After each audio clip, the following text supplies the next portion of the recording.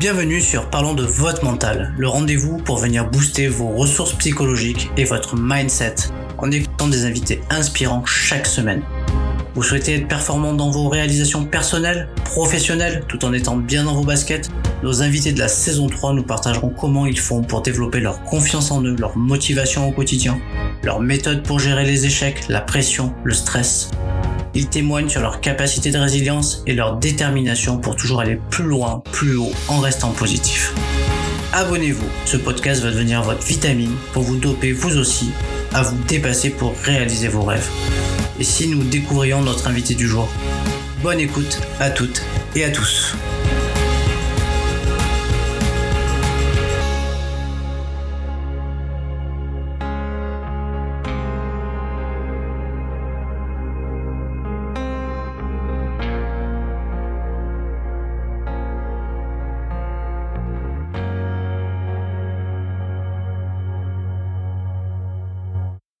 Bienvenue à toutes et à tous pour un nouvel épisode de Parlons de votre mental. Aujourd'hui, j'ai la chance et le plaisir d'aller à la rencontre de Christine Tayeb.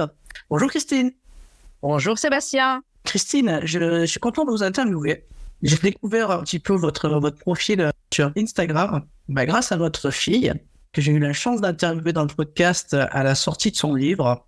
Et j'ai découvert que il n'y avait pas d'âge pour dépasser ses limites, pour, j'ai envie de dire, se donner le droit de rêver à des projets quand même assez, j'ai envie de dire le mot grandiose, parce que pas tout le monde ose aller marcher au sommet du Kilimandjaro. Et puis je crois qu'il y a plein d'autres aventures que vous avez vécues, et il me semble le marathon des sables ou un truc du style.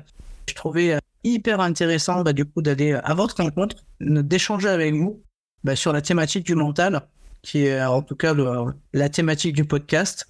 Bienvenue sur le podcast. Eh bien, merci. En tout cas, si effectivement je peux utiliser le qualificatif de fier pour ce qui est du parcours de ma fille, pour ce qui est du mien, j'ai un peu plus de mal. Je ne trouve pas le mot exact qui correspond. Je dirais plutôt le plaisir, l'enchantement que j'ai de faire ce que je fais et ce que je suis devenue finalement. Plutôt que fierté, il y a un côté égo qui ne me correspond pas. Et si je suis ravie d'échanger avec vous aujourd'hui, c'est aussi pour justement partager que je qualifie surtout pas d'exploit, mais d'expérience avec d'autres personnes, et si possible, d'autres femmes qui finalement n'osent pas. Donc j'ai donc 72 ans, et oui, 72 ans au compteur. Si je suis une femme tout à fait lambda, normale, ni très grosse, ni mince, ni avec de grands talents, je crois qu'il y a toute une population de femmes que mon parcours peut peut-être inspirer. Voilà, si c'est un objectif, on va essayer de le remplir ensemble. Et c'est exactement ce que j'aime en tout cas transmettre dans le podcast, c'est des parcours, des expériences, en tout cas des invités divers et variés dans leur singularité aussi, et par rapport à des choses qu'ils accomplissent, parce que je pense qu'en manière régulière, on a tous un talent quelque part. J'en suis persuadé dans quelque chose. Alors après, il faut arriver à l'identifier. Et je pense que on est tous capables de, à un moment donné, si on le veut, en fait, c'est de se donner les moyens d'accomplir et de réaliser ce qui nous anime ou ce qui nous fait plaisir. Hein. Donc, je pense que il faut pas se mettre de barrières inutiles. Il faut juste essayer de composer et de voir comment on peut, à un moment donné, rendre vivant son projet. Et pas juste dans la tête, mais essayer de le réaliser. C'est ce que j'aime beaucoup dans votre parcours, c'est que finalement, vous donnez des petits challenges. Bon, je dis petit, mais bon, Kilimandjaro, c'est quand même pas un petit challenge. Je pense que du coup, c'est inspirant. C'est inspirant, et puis pour ça, je suis content de vous avoir sur le podcast. Hein. Alors, le podcast, en général, on commence souvent par un petit portrait chinois. Après, Christine, vous nous parlerez un petit peu de votre parcours professionnel. Aujourd'hui, je pense que vous êtes une retraitée active. Ça s'appelle comme ça, oui. Et puis voilà. Et puis on a une belle interview à faire ensemble. Donc on commence par le portrait chinois, le petit portrait chinois. On y va? Vous êtes prête? On y va, je suis prête. Allez, c'est parti. Si vous deviez choisir une couleur, quelle couleur choisiriez-vous et pourquoi? Alors, je choisirais le turquoise, sans hésiter, parce que pour moi, il représente le ciel, la mer, l'horizon, l'étendue. Peut-être un rapport avec mes yeux, parce que souvent on me regarde et on a un regard d'une blonde aux yeux bleus. C'est une couleur qui est dynamique, qui me rappelle tous les paysages méditerranéens. Je vois des petites maisons blanches avec des volets bleus. Voilà, le turquoise sans hésiter. Moi aussi, du coup, ça m'amène aussi la petite maison blanche avec les volets bleus, ça me parle pas. Ça peut être les Charentes aussi, moins loin. Hein. Voilà. Mais c'est vrai. Ouais, mais en Méditerranée, on a des petites maisons. Ouais. C'est agréable. Et puis souvent, le blanc, c'est aussi pour faire diminuer la chaleur dans les maisons. Oui, tout à fait. On n'y pense plus, mais c'est bon. C'est vieux. Je crois que ça. Je ne me souviens plus de quelle était la civilisation qui faisait ça, mais en tout cas, on n'y pense pas. Nous, pas du tout. On met que du bitume et du noir de partout, mais au final, souvent, on mettait du blanc pour faire descendre la température. Absolument. Version Ibiza, par exemple. Ouais, c'est ça. Ou Bizerte. Bizerte en Tunisie, c'est pas mal non plus. Quel est le moment de la journée que vous affectionnez particulièrement? Alors, sans hésiter, le matin. Le matin, chaque jour, c'est comme une page blanche à écrire. Je suis toujours de bonne humeur le matin. Je suis prête à démarrer plein de choses. Je fais plein de choses entre mon lever et le sortir de la maison. Des choses intellectuelles, des choses matérielles. Je réfléchis. Je prends le temps de prendre un bon petit déjeuner. Là aussi, tous les nutritionnistes ne sont pas forcément d'accord, mais moi, la journée, elle commence par un bon déjeuner avec plein de protéines. Le temps, écouter les infos, de regarder mes mails, parce que j'assume d'être assez addict aux réseaux sociaux et à mon iPhone. Donc, là, je me mets à jour. Ai-je bien répondu? Ai-je des nouvelles? Donc, un petit déjeuner sans hésitation. Et c'est le seul café de la journée. Ok. Si vous deviez choisir un livre qui vous a inspiré, choisiriez lequel et pourquoi? Moi, je n'ai pas un livre, j'ai des livres et mes centres d'intérêt sont tels que je n'ai malheureusement plus le temps, comme j'ai pu le faire mais il y a trop longtemps, de me plonger dans un roman ou dans un thriller. Je lis beaucoup de choses qui sont des textes de référence par rapport à mes activités associatives. Je suis assez mangée par tout ça. Alors, c'est tout à fait à la marge du sport et du mental, encore que je ne crois pas. Ce sont des textes qui vont nourrir tous les sujets que je fais vivre en tant que militante sur les questions de l'humanisme, du rapport aux autres et de la lutte contre les discriminations et les préjugés. Voilà, donc c'est pas un bouquin, mais ce sont des choses inspirantes dans mon activisme associatif. Est-ce qu'il y a une citation ou un mantra que vous cultivez au quotidien? Alors, je vais peut-être le déformer parce qu'au mot près, c'est peut-être pas exactement ça, mais c'est une phrase qui est super connue. Hein. J'ai rien inventé. Enfin, je vais rien faire découvrir à vos amis lecteurs. C'est une phrase de Mandela qui dit que, en substance, tout est impossible tant qu'on ne l'a pas fait. Voilà. Au mot près, ce n'est pas exactement ça. Pour avoir prononcé une fois dans ma vie le mot impossible par rapport à un défi physique et me rendre compte que dans la seconde où je l'avais prononcé, j'avais dit une grosse bêtise. Voilà. Tout est impossible tant qu'on ne l'a pas fait. Et si possible, on va se débrouiller pour le faire. Si vous deviez me donner votre principale qualité, ça serait laquelle? Et pourquoi? Alors, je crois la curiosité. Parce que je suis aussi curieuse du monde en ce qu'il est dans son immensité, du monde au travers des voyages, de sa géographie, du monde au travers surtout des hommes qui peuplent les différentes contrées du monde. Et Dieu sait si j'en ai vu, mais il m'en reste encore beaucoup d'autres à découvrir. La curiosité de moi et des autres.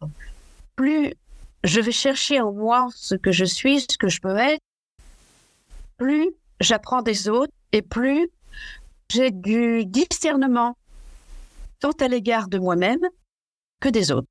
Donc la curiosité sans hésitation. Et votre principal trait de caractère? Certains diront têtu, entêté. Moi, je dirais déterminé.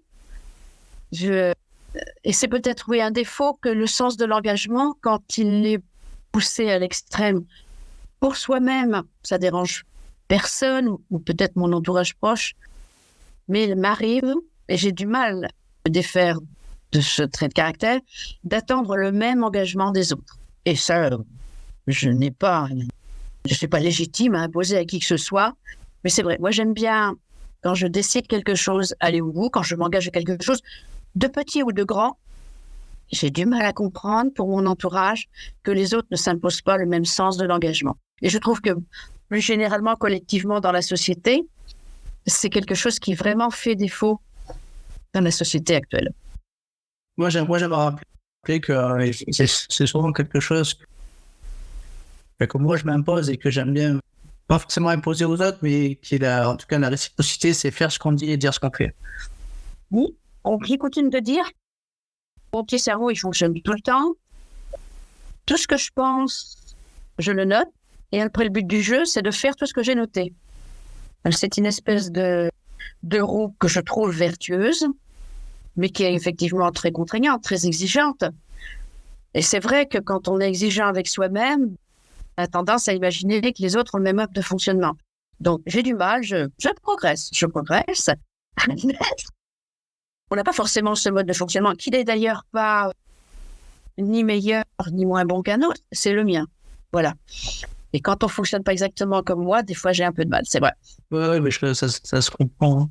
Souvent, le niveau d'exigence d'un individu à un autre peut être totalement différent. Oui, tout à fait.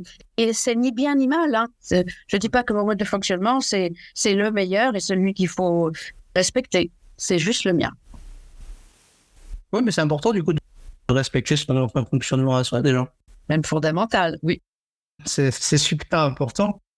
C'est s'écouter et puis respecter ses valeurs. C'est plein de choses, quoi. Finalement, c'est pas, comment dire, forcément s'imposer ce que les autres voudraient que, comment dire, vous fassiez, en fait, dans leur tête. Mais du coup, c'est déjà faire ce que nous, on a envie de faire et être en cohérence avec ça, quelle que soit la vie ou le jugement des autres, parce que nous, voilà, c'est parce que c'est une histoire de valeurs et ça c'est important parce que je vois quand même beaucoup de gens qui finalement ne s'écoutent pas et sont plus suiveurs qu'acteurs.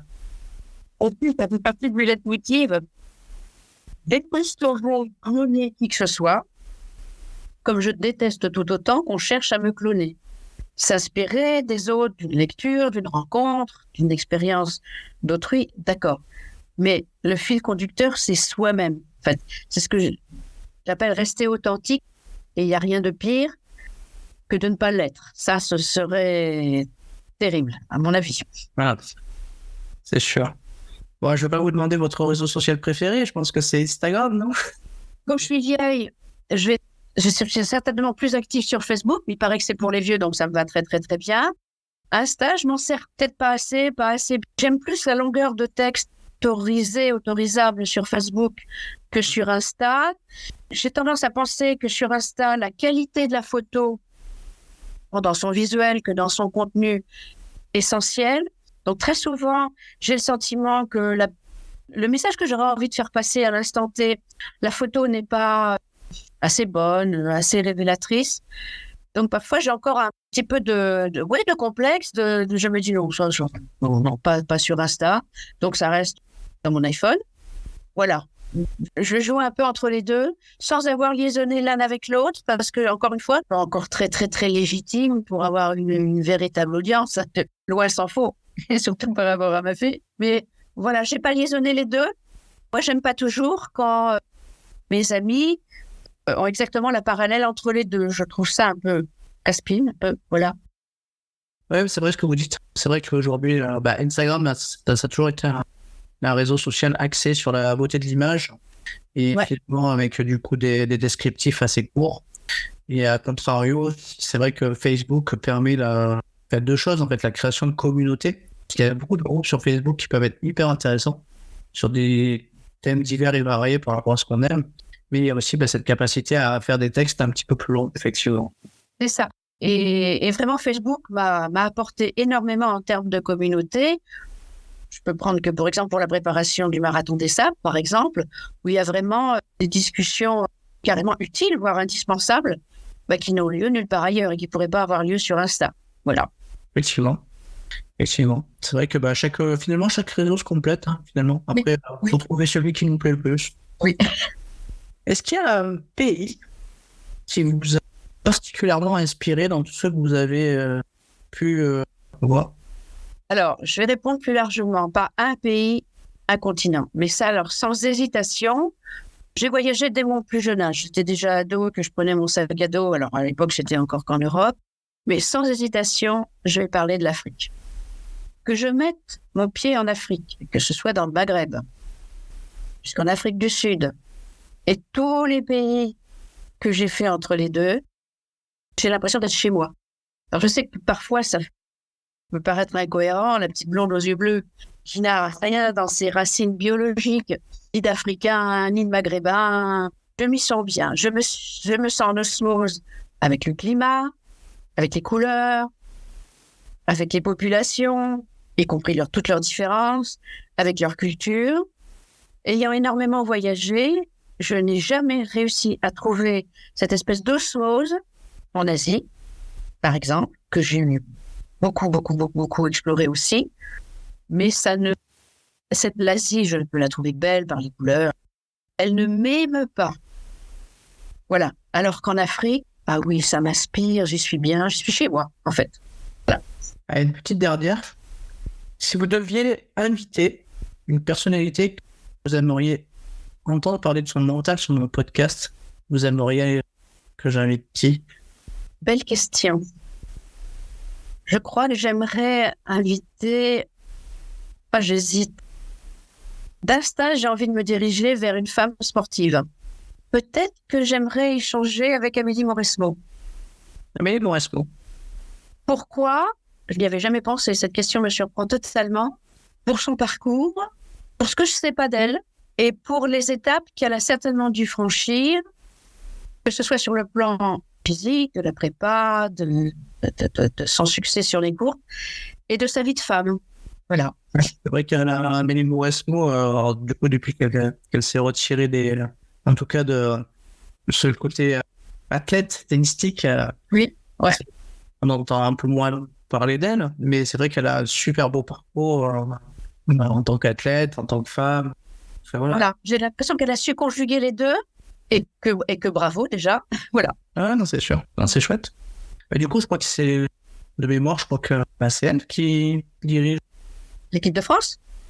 Et puis le tournoi de Roland-Garros, non? Et aussi, tout à fait. C'est un de mémoire, il me semble, c'est elle qui a pris la succession de Guy Forget. Ben oui, enfin, à ma connaissance aussi, je ne suis pas... Encore une fois, cette question me surprend. Oui, mais il y a tout le mouvement souvent dans les... Du coup, il me semble que voilà, c'est... Non, mais c'est chouette, c'est vrai. C'est une belle idée, et puis tu vas essayer de la réaliser. Enfin, je serais ravi. On va essayer de la réaliser. Alors, super, du coup, on a fait le tour de ce petit portrait chinois. J'aimerais bien revenir avec vous un petit peu sur votre parcours, notamment votre parcours professionnel, puisque là, aujourd'hui, vous êtes une retraitée très active. Mais quel était votre parcours professionnel? Qu'est-ce que vous faisiez dans la vie avant d'être retraitée active? Avant d'être retraitée active. Et cela depuis 12 ans, puisque j'ai 72 ans et que j'ai pris ma retraite à l'âge de 60 ans. J'étais ce qu'on appelle un cadre supérieur dans un grand groupe immobilier français. Enfin, dans des grands groupes, mais il y en a eu 2, donc voilà. Voilà, donc je crois que ça dit tout et rien. Ça veut dire de l'engagement, des objectifs, des journées hyper chargées. Et à l'époque, d'ailleurs, pendant toute ma vie professionnelle, je crois que personne ou très peu de monde, ou peut-être sur la fin, savait que j'avais une vie sportive en parallèle, qui était moins conséquente, parce que j'y consacrais moins de temps à l'époque, mais c'était très tronçonné. Voilà. Ma vie professionnelle n'impactait pas ma vie sportive et personnelle, et réciproquement. Et pourtant, un domaine équilibre bien l'autre, et réciproquement, pourtant. Voilà. Je ne sais pas si ça suffit pour ma vie professionnelle. Oui, très bien, très bien. Après, c'est vrai que l'immobilier, ça me ramène un petit peu au contexte actuel où l'immobilier, c'est compliqué en ce moment. Et... Oui. Enfin, alors là, je précise, si je peux être un peu plus précis, je n'ai jamais travaillé dans ce qui s'appelle l'immobilier résidentiel, c'est-à-dire le logement, mais que dans ce qui s'appelle l'immobilier d'entreprise. Autrement dit, c'est une plateforme logistique, une tour à la Défense, un centre commercial et des immeubles de bureaux. Voilà. Et je n'ai jamais fait de commercialisation. Donc, à la question, est-ce que tu peux me trouver un studio dans tel arrondissement de Paris? J'ai jamais su faire. Et je ne sais pas. J'étais dans la gestion immobilière, c'est-à-dire toutes les palettes des domaines techniques, juridiques, économiques. Voilà, faire la parenthèse. Et ok, ouais, super. Et je sais que le sport, vous y allez pour relativement tard aussi. Alors, non, Oui. le sport avec mes petites jambes, le sport pédestre, oui. Mais le sport tout court, j'ai commencé à l'âge de 4 ans. Je suis née dans une famille où on ne se posait pas la question, ça faisait partie du panel de l'éducation, et c'était vrai pour mon frère. On fait le conservatoire. Conservatoire de danse, de piano, de solfège. On ne se posait pas la question. Donc j'ai commencé avec mon petit tutu à 4 ans. Arrivé à l'adolescence, le petit tutu, il a donné place à la danse moderne, la danse contemporaine. Et je n'ai jamais cessé de pratiquer la danse. Alors après, j'ai un peu touché à tout, la danse africaine, enfin, sauf les danses de salon. Et mon dernier spectacle, je l'ai fait, j'avais 44 ans. Et ça, c'est une de mes chances. Parce que la danse, cette qualité intrinsèque, elle apprend la rigueur, l'exigence, le bon placement du corps, la connaissance du corps, ce qui lui fait du bien, ce qui lui fait du mal, ce qu'il ne faut pas faire. Et ça, c'est là-dessus que toute mon activité physique s'est construite. Et après ça, l'année d'à peu près de la quarantaine, entre les obligations professionnelles qui étaient exponentielles, un mari navigant qui n'était pas là quand il fallait gérer les problèmes avec les enfants, l'entraînement devenait de plus en plus dur, l'entraînement quotidien devenait de plus en plus dur, et mon grand écart, il devenait de plus en plus dur aussi. Et le hasard de la vie a fait que merveilleux homme à qui je rends un coup de chapeau, il s'appelle Patrick Clanet, je tiens à donner son nom, dans le club de sport où j'étais, a dit « Chiche ». Alors j'étais dans le registre de la danse et de l'aérobic. C'était l'époque aérobic fitness. Chiche, on fait une équipe et on court Paris-Versailles. Moi, la course, c'était du chinois. Sans compter que j'ai aucun talent physique ni morphologique pour le faire. Et ça a été le premier pied à l'étrier pour une course dans les années de mes 40 ans. Et ça de manière quasi scientifique, académique. C'est un merveilleux coach sportif qui m'a appris justement, pas si marcher c'est naturel, mais courir. Je pense que beaucoup de gens devraient passer par la case départ d'un coaching sérieux, oui, professionnel, pour bien apprendre à pas se faire mal, à y aller progressivement, à bien sentir son corps. Donc c'est pas très très jeune, les 40 ans. Après ça, on monte en puissance, Paris-Versailles, 16 km, bien. Puis on se prend au jeu, on arrive dans les villages à l'arrivée des courses. Chiche, je faisais un semi. C'est le semi, les semis, les vals, bon. Puis après arrive, mais c'est carrément l'année de mes 60 ans, chiche, je fais un marathon à 60 ans. Donc, marathon de Paris, j'ai fait pas mal de marathons, Marrakech, New York, Berlin, j'en passe, le Médoc, enfin j'en passe. Puis du marathon, quand on sent qu'on y arrive, on sait qu'au-dessus, il y a les 100 km. Il y a d'abord, d'ailleurs, entre les deux, il y a des marches. Pour une Parisienne, c'était la marche de la Bièvre et Paris-Mans, qui sont des marches nocturnes dans le premier trimestre de l'année. Exact, je l'ai fait 2 fois, c'est la marche nocturne. Voilà, et ça, c'est encore un grand pas.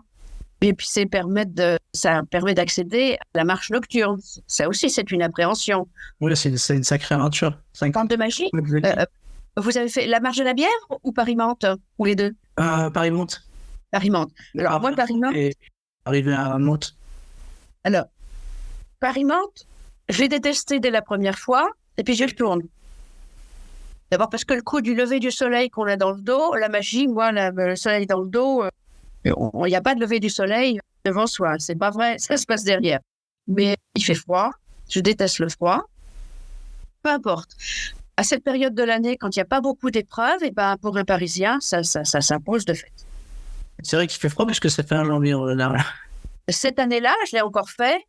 Mes gourdes, parce que j'ai pris l'habitude maintenant de faire mes épreuves avec mes gourdes d'ultra trail, elles ont gelé. La pipette, elle était gelée à 3 heures du matin. Et puis après, il y a le 100 millions. Et puis après arrive l'approche des 70 ans. Et là, je voulais me faire un beau cadeau en me disant, mais qu'est-ce que je vais pouvoir préparer qui va me marquer, que je n'ai jamais fait, que je ne ferai peut-être pas plus tard.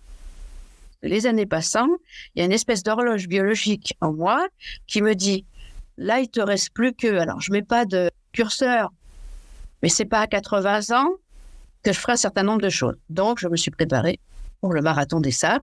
Donc, 250 km l'année de mes 70 ans.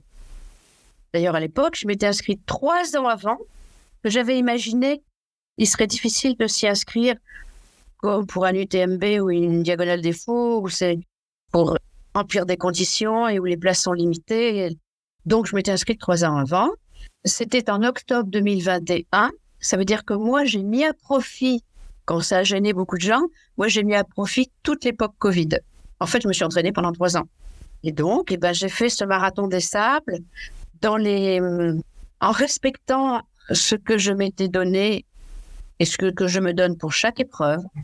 C'est-à-dire d'arriver avec la banane en me faisant plaisir dans ce que j'appelle ma zone de confort, qui est un confort à la fois physique et mental, c'est-à-dire être dans la barrière horaire pour permettre d'être finisher, mais pas me mettre dans le rouge. Donc, j'ai jonglé. Sur les premiers CP, j'avais de la marge. Je crois que j'avais 3 heures devant moi. Jusqu'à la fin, au fil des CP et des jours, j'avais, je ne sais même plus, mais je devais avoir une demi-heure, pas beaucoup plus. Et comme ça, je ne me suis pas abîmée. Je suis arrivée, alors fatiguée, faut pas rêver non plus. Et ça m'a permis de faire un petit podium. Un petit podium de ma catégorie. Voilà. Et je regarde un souvenir merveilleux. C'était vraiment le marqueur pour prendre goût, ce qu'on appelle l'ultra trail, c'est-à-dire une course d'endurance où la notion de vitesse n'existe que pour les 50 premiers, mais pas pour les derniers comme moi. Et donc, entre-temps, depuis, je veux dire, j'ai fait par exemple un 200 au Tchad, j'ai fait plusieurs 100, j'ai fait plusieurs épreuves en Algérie, j'en ai fait au Maroc, j'y retourne là dans 15 jours. Et vraiment, ce goût et cette acquisition, j'ai apprivoisé totalement ce désert qui est magique pour moi, à la fois la préparation, mais l'organisation pour faire ce genre d'épreuve. Je crois qu'une des qualités, il faut être hyper organisé. Alors, je suis dans la vie tout court, mais quand on est obligé d'être en autonomie totale sur son petit dos, c'est la nourriture, c'est les vêtements, c'est les médicaments, c'est le petit réchaud pour faire cuire son lyophilisé. Il faut à aucun moment donné bredouiller en se disant, bon, alors, ma frontale, elle est où? Elle est à droite, elle est à gauche, elle est au-dessus, elle est en dessous. Ça, je suis devenue, pour moi, j'ai une expertise là-dessus, pour moi, encore une fois. Je ne prétends pas être universelle, mais je ne bredouille pas. Et d'ailleurs, ça m'a servi sur le Kilimandjaro parce que quand on est vraiment au bout de son effort, pas se poser des millions de questions pour savoir, alors, la 3e paire de gants, elle est où? Le 2e bonnet, il est où? Je vais trouver ça comment? Chaque effort est compté, chaque minute est comptée. Voilà, cette forme d'expérience, pour pas dire expertise, me rend un grand service. Oui, c'est ça, on va pouvoir parler un peu de ce qui me semble être important pour pouvoir arriver un petit peu à faire ce genre d'épreuve, c'est le mental. Ouais. Et si vous deviez le définir, ce mot, le mot mental, vous le définiriez comment? Ma définition, c'est de parfaitement repérer, connaître, exploiter, gérer ses forces et ses faiblesses. Quand on a un physique tout à fait lambda, pour pas dire raisonnable et dégradé, parce que ma bobologie est grande comme ça, forcément à l'âge que j'ai plein de bobos, forcément, de savoir mes faiblesses, c'est-à-dire mes limites, c'est-à-dire là où ça fait mal, c'est-à-dire ce sur quoi je ne peux pas forcer, mais à l'inverse, connaître mes forces, les exploiter au maximum, c'est là-dessus que je trouve ma source, non seulement d'équilibre, mais de mon mental. Je suis en pleine conscience, je ne me leurre sur rien, je suis d'un réalisme et d'un pragmatisme total. Je joue pas. Alors, encore une fois, les autres, il y a bien longtemps que, je crois que je n'ai jamais rien fait par rapport aux autres. J'écoute, j'intègre des informations, mais je ne fais rien par rapport à quelqu'un, par rapport à qui la copine a fait ci, alors je veux faire pareil. Non, ça m'échappe totalement, je ne sais même pas ce que ça veut dire. Donc, je construis par rapport à ce que je sais de moi. Et forcément, les années passant, j'ai acquis une sacrée connaissance. de moi-même. Donc, c'est mon atout, connaître mes forces et mes faiblesses que j'exploite. Est-ce que vous mettez en place une préparation mentale pour toutes ces épreuves que vous faites? Oui, elle est la conséquence de ce que je viens de dire, c'est-à-dire, c'est une préparation mentale qui commence par... D'abord, j'ai une confiance totale dans le monde médical. Et je ne fais rien sans... Ah non, j'ai de l'arthrose un peu partout, spécifiquement dans les genoux. Je vais régulièrement voir ma rhumato pour dire, voilà, j'ai tel projet, pour qu'elle me dise, votre carcasse, vous pouvez encore lui permettre de faire ça, parce que ça ne va pas ou du tout vous abîmer, ou pas trop vous abîmer. Je gère tout, la vue, l'audition. On va certainement parler tout à l'heure du Kilimandjaro. Comme je souffre de vertiges de dingue, actuellement, je fais des investigations sur ce sujet-là. Est-ce qu'il y a quelque chose d'autre que du pure psychologie? Donc, déjà, je n'échappe pas à l'aide que la médecine peut apporter. Après ça, je lis dans toutes les petites lignes, c'est pire que lire un contrat d'assurance, je lis tous les règlements de course. J'écoute. Je ne m'inscris qu'à des événements sur lesquels, sur le papier, ça peut passer, moyennant la prépa. Mais, par exemple, je sais que les barrières horaires, une diagonale des fous, par exemple, je pense que je ne les passerai pas. Donc, je m'interdis. Donc, ma préparation mentale, elle passe par cette espèce de confort. Je sais que ça va être très, très, très dur, mais mon intériorité me dit tout le temps, t'en es capable, t'en es capable. Après ça, je visualise ce que je vais avoir à vivre, et moralement et physiquement. Je visualise tous les gestes dont je parlais de l'organisation. Arrivé à chaque CP, je sais exactement à la seconde près les gestes que je vais faire, les mots que je vais prononcer et comment je vais repartir. Et je visualise l'arrivée et ce plaisir totalement indescriptible parce qu'il est personnel, que ça va m'apporter. Donc, ça me conduit. C'est comme une espèce de fil conducteur qui fait que finalement, il n'y a pas de place à l'échec. D'ailleurs, c'est peut-être curieux, mais aujourd'hui, je suis en capacité de dire que je n'ai jamais vécu d'échec. D'abord parce que j'ai quand même expliqué toutes les précautions que je prends à l'avance. Et il y a 2 épreuves que je n'ai pas terminées, que j'ai arrêtées au dernier CP pour l'une et l'autre, pour des raisons pour lesquelles, encore aujourd'hui, je ne peux pas appeler ça un échec, mais au contraire, un respect de moi-même. Il y en a une, c'est sur le Grand Raid du Morbihan, qui est un 177. Au dernier CP, des amis qui étaient inscrits sur des distances moindres étaient venus à ma rencontre au dernier CP. Faut imaginer ces amis qui avaient fait l'effort de se priver de leur sommeil, faire des kilomètres avec leur voiture pour venir à la rencontre de la petite Christine, pour voir comment elle allait. Et ils m'ont trouvé avec le syndrome de la tour de piste. C'est-à-dire, j'avais le bassin de travers, ça m'est arrivé 2 fois, rien de grave dans l'histoire. Et il y a eu un moment, celui qui conduisait m'a dit « Christine, t'es sûre, tu repars ?» Moi, j'avais le mental, les jambes. Bon, j'étais de travers, mais je l'avais dans les jambes. J'étais ric-rac en termes de barrière horaire, mais j'ai lu dans le regard de ce jeune homme toute la bienveillance, toute la compassion qu'il avait à mon égard. J'étais en admiration pour ce qu'il était en train de faire et j'ai arrêté par solidarité avec ce geste d'amitié très fort donc qu'il était en train de me faire. Et je n'ai jamais regretté. Et le deuxième, c'était au Tchad, où j'étais dans le fin fond de rien du tout. J'ai fait une rencontre avec avec 2 de mes amis qui étaient à côté de moi. Une rencontre qui m'a fait peur et qui m'a fait réaliser combien mon mari et mes enfants, qui me disent à longueur d'année, t'es folle, arrête de faire ça, tu te mets en danger. C'est la seule fois où j'ai compris leurs paroles d'amour, finalement, que j'ai évacuées d'un revers de manche. Et ça m'a coupé les ailes, et j'ai pas fait le dernier CP, et je l'ai jamais regretté. Il me manque 15 km sur les 200.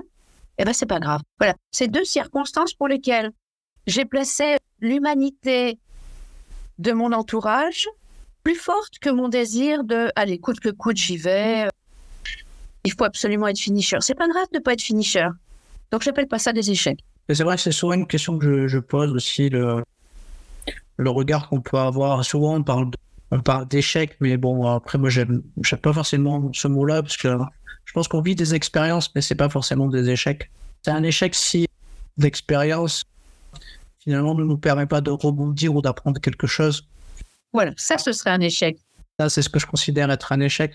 Mais à partir du moment où on vit l'expérience, on en retire quelque chose, on a appris quelque chose sur soi, dans ses capacités, ou intellectuelles, ou physiques, ou une rencontre, ou là, on va parler d'échec, finalement, c'est une expérience.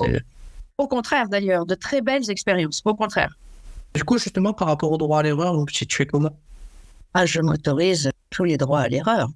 Je veux dire, je suis même, puisqu'il est question de mental et de préparation mentale, je crois que je m'y prépare en permanence. Droit de changer... Alors, pas de changer de cap, parce qu'à partir du moment... Ça, c'est quelque chose qui s'impose à moi. Si j'ai décidé, on peut appeler un cap, un objectif et de faire quelque chose, je peux changer de méthodologie, de plan d'entraînement. Et je le fais, d'ailleurs, ça m'arrive, mais toujours dans l'idée d'arriver au but, à la finalité du défi que je me suis donné. Mais le droit, au contraire, mais rien ne serait plus risque que de se dire que tout est gagné, que j'ai raison sur tout. Au contraire, j'apprendrai plus rien. J'ai encore 10 millions de choses à apprendre. Ouais, parce qu'on vit quand même dans une société où le droit à l'erreur, il est quand même pas toujours pardonné par l'entourage. Enfin, je veux dire, bon, c'est dans des grandes compétitions. Voilà, là, je pense aux Jeux Olympiques. Je veux dire, on se prépare pendant 4 ans, on fait des erreurs. Du coup, on peut nous échapper. Des fois, il y a, voilà, les erreurs peuvent être un peu différentes, quoi. Où le pilote qui conduit, il n'a pas le droit forcément à beaucoup de marge d'erreur pour conserver sa voiture on va dire, sur la piste. Oui, mais là, on joue pas sur la même planète. Je veux dire, je suis la coureuse du dimanche loisir. Je ne sais même pas essayer de trouver des parallèles avec un champion, avec un professionnel et qui engage la France. Enfin, non. Mais pas sur la même planète. Hein. Non, mais c'est intéressant d'avoir de pouvoir aussi mesurer, je veux dire, qu'est-ce qu'on met derrière l'erreur à titre personnel. Il y a des gens qui sont très exigeants, il y a des gens qui sont perfectionnistes. Moi, j'ai été perfectionniste et exigeant envers moi-même pendant très très longtemps. Alors, je suis toujours exigeant, mais j'ai appris à travailler sur mon perfectionnisme pour pouvoir mieux accepter que je peux être pas loin de l'idéal que je cherche à atteindre, mais sans forcément l'atteindre par moment. Oui, certaines mais choses. En plus, l'inévitable régression que l'âge impose, quelle qu'elle soit, plus ou moins rapide et quelle que soit sa nature, pose, ça aussi c'est un travail mental très très très fort, hein. Admettre de régresser, et puis ça commence très tôt. Hein. Quand je disais que j'arrivais plus à faire mon grand écart sans échauffement, rien du tout à l'âge de 40 ans, sauf à s'échauffer, voilà. Ça, c'est un gros travail d'arriver à continuer à faire ce que le corps permet de faire sans l'abîmer. Admettre, par exemple, j'ai actuellement un coach dans mon cours d'athlétisme qui est un être merveilleux, de bienveillance à cet égard et qui diffuse ce climat au sein de notre club. Je suis de loin la plus vieille, forcément la plus lente. Enfin, c'est peut-être pas obligé, mais en tout cas, de fait la plus lente. Parce que je dois respecter tout ce que je peux pas faire, tout ce que mon corps ne peut plus faire, mais jamais il ne me montrerait du doigt. C'est-à-dire que moi, je n'ai pas honte. Voilà, j'admets, je ne me trouve pas ridicule. Alors, je me mets bien sur la piste au bon endroit pour pas déranger, comme sur une course. Je me mets bien à droite pour pas déranger ceux qui veulent me doubler, même si ça peut encore en déranger certains.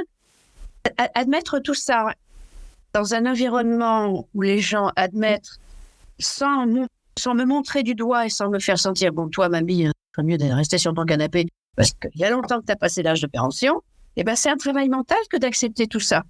Voilà. Et donc, moi, je leur dis merci à mes petits copains d'athlètes parce qu'ils sont géniaux et qui sont très inspirants et que je leur souhaite à 72 ans de continuer à faire aussi. Oui, ça c'est sûr. Ça, c'est sûr. Qu'est-ce qui vous motive? Non, parce que c'est souvent la thématique de la motivation, c'est une thématique intéressante dans le podcast. Qu'est-ce qui vous motive finalement challenger sans arrêt sur différentes courses ou là le Kilimandjaro? Je vais partir du Kilimandjaro parce que c'est effectivement quelque chose de très spécifique pour moi, qui est peut-être la fin d'un cycle, peut-être, je ne sais pas, je n'ai pas encore décidé, c'est pas encore assez profond chez moi. Je déteste le froid, ou plutôt le froid ne m'aime pas. J'ai une très très mauvaise circulation du sang et c'est vérifié, ce à quoi je m'attendais. J'ai souffert du froid. Je parle pas seulement du froid qui empêche de dormir sous la tente, ça c'est une chose, mais le froid qui fait que pratiquement un mois après, j'avais encore pas retrouvé la sensation de mes orteils et que j'avais les bouts de doigts des mains qui pelaient de froid. Et je l'ai dit tout à l'heure, et je souffre du vertige. Alors, je sais qu'il y a un distinguo, mais je ne suis pas très compétente pour l'expliquer clairement. Il y a un distinguo entre le vertige et la peur du vide. Peu importe, j'ai la trouille. Voilà. C'est-à-dire que il y avait 7 jours, on va dire 6 avant d'arriver au camp de base, avant de monter. Chaque pas a été un effort pour moi, à la montée comme à la descente, mais alors à la descente, c'est encore pire. C'est-à-dire que j'avais l'impression que tout valsait, que tout allait s'écrouler. Ce n'était pas une impression que de devoir vérifier que sous chaque pied, il y avait bien une pierre qui bougeait pas trop, même si le guide passait devant. Donc, mon challenge sur le Kili, c'était de me dire, j'étais dans le défi physique, pur et dur. Est-ce que tu vas savoir respirer comme il faut? Est-ce que tu vas arriver à tenir? Donc, pour ça, la case défi physique, elle est cochée. J'ai encore, comme je disais tout à l'heure, j'ai pas réussi à trouver un autre mot que fierté, mais c'est en tout cas une satisfaction personnelle, interne, profonde, qui est immense. Entre nous, soit dit, il y a 40 000 personnes qui se présentent pour faire l'ascension du Kili tous les ans, donc c'est pas exceptionnel du tout. Là-dessus, certes, il y en a à peu près moins de la moitié ou la moitié qui réussissent. Bon, ça fait quand même 20 000, hein, donc c'est pas rare finalement. Par contre, et ça fait un lien avec le sujet mental, j'ai vécu une déception, mais alors grandiose, sur ce qu'est l'ascension elle-même.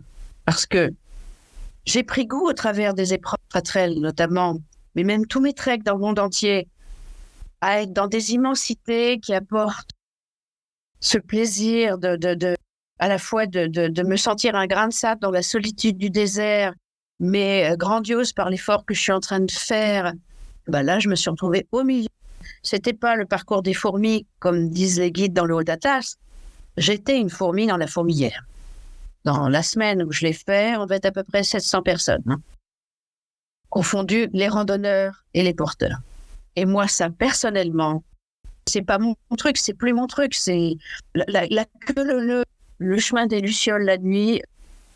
Voilà, je n'aime pas ce monde. En fait, je me suis retrouvée comme les images qu'on voit actuellement. Il y a régulièrement à la télé des infos sur la muraille de Chine, l'Everest, le Tour du Mont Blanc, j'en passe et des meilleurs, le Mont Toubkal, et les Champs des Indiens derrière là. Ça déjà, j'ai détesté.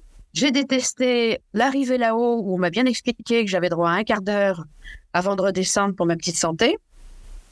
Les Tanzaniens ayant droit, eux, à peu près une demi-heure. Sauf que quand on arrive, moi, quand je suis arrivée, en dehors du fait que les neiges éternelles, il n'y en a plus depuis je ne sais pas combien de dizaines d'années, mais il y a zéro neige. On avait un vague glacier qui s'écroulait en contrebas, tout juste. Quand je suis arrivée, il y avait au moins 50 personnes pour prendre la fameuse photo devant le poteau. Il faut prendre la photo. C'est-à-dire que le quart d'heure, je l'ai consacré à faire la queue pour prendre la photo. Photo que je n'ai pas pu prendre moi-même parce que j'avais les mains gelées. C'est le guide qui a dû sortir mon appareil. J'étais incapable de boire, de sortir quoi que ce soit. Et il fallait vite redescendre. Donc moi, ça, la magie, je ne l'ai pas vécu. La magie du lever de soleil, c'est un peu comme Paris-Mantes. On dit que, alors on part à 23h30, il faut imaginer, hein, les 700 personnes qui partent au même moment, qui vont monter, qui vont faire pipi, autre chose, au même endroit, et arriver au même moment et redescendre au même moment. Le lever du soleil, je l'ai vu 2 secondes, c'est-à-dire le temps de tourner la tête en arrière, parce que le soleil, il est derrière, il est dans le dos. Et avec le vertige que j'avais une masse noire, la roche devant moi, comme un aplomb, comme un abrupt vertical. Le vide à droite, le vide à gauche, le vide derrière. Donc j'ai regardé ce très beau soleil avec les nuages en dessous, c'est fabuleux. Mais je l'ai vu 2 secondes. Donc, j'ai plein d'autres choses mis bout à bout qui font que Kilimandjaro, parfait pour la réalisation de mon mental, c'est-à-dire qui a démarré. Je vois des gens qui l'ont fait, ils m'en parlent, ils me donnent envie. Est-ce que je vais être capable? Comment je vais me préparer? Comment je prépare mon sac? Comment je vais le faire sur place, l'équipe? Mais pas magique sur le plan de la carte postale, en fait. Voilà. Ok, c'est bien de savoir tout ça, parce que finalement, tant qu'on l'a pas vécu, on ne le sait pas, en fait. Et encore une fois, ce regard n'engage que moi. Oui, chaque expérience est unique à travers... Un amoureux de la montagne qui va le faire, parce que moi j'ai choisi la saison sèche, parce que je savais que j'aurais déjà très froid, mais je n'ai eu que moins 15. C'est pas terrible au sommet, moins 15. C'est pas fou.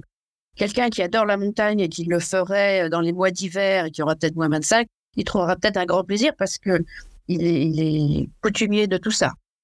C'est pas mon cas, c'est pas mon cas. Je retourne dans le désert. moins 15, moins 25, moi je suis pas fan. Ni de l'un, ni de l'autre. Non. Moi, c'est super intéressant. En tout cas, cette vision que vous apportez par rapport à cette expérience.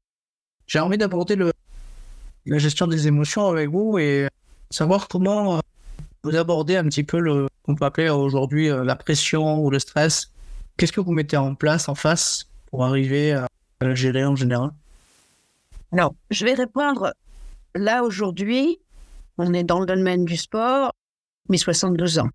J'aurais certainement pas répondu la même chose et je ne sais pas si d'ailleurs j'aurais su répondre dans le cadre de mon activité professionnelle. Et d'ailleurs, je pense souvent que les épreuves sportives que j'ai pu faire depuis 12 ans finalement, j'aurais dû les faire pendant ma période d'activité professionnelle qui m'aurait certainement amené à avoir un autre mode de management et à mieux gérer mon stress. Pendant ma vie professionnelle, j'ai encaissé un stress de dingue en prenant sur moi et en ne le gérant pas bien. C'est-à-dire, en ayant, je crois que mes anciens collaborateurs m'écoutent peut-être un jour, croient que je donnais l'image de quelqu'un qui résistait à la pression et qui en fait était en faille intérieure.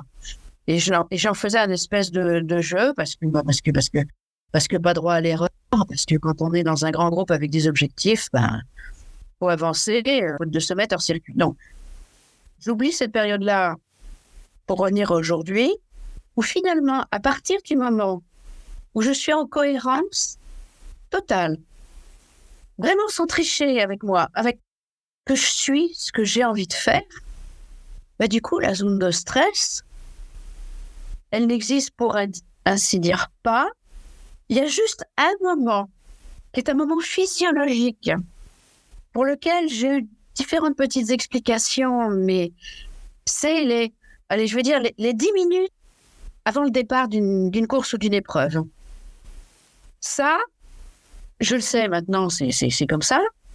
Je me vide, c'est-à-dire que ça commence au sommet du crâne, ça descend. J'ai l'impression que je me vide, comme si mon sang circulait plus et comme si j'allais m'évanouir.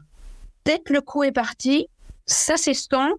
Il faut savoir que moi, je mets à peu près 1 heure pour trouver mon rythme de respiration. Je suis vraiment dans le diesel, là. Hein. Donc, d'où je suis incapable de faire 100 mètres vite fait, parce que j'ai pas le temps de m'en remettre. L'arrivée, elle est déjà là. Donc, que le stress Je me souviens pour le marathon de Paris, mon premier marathon, donc j'avais donc 60 ans, j'arrivais pas à m'endormir 8 jours avant.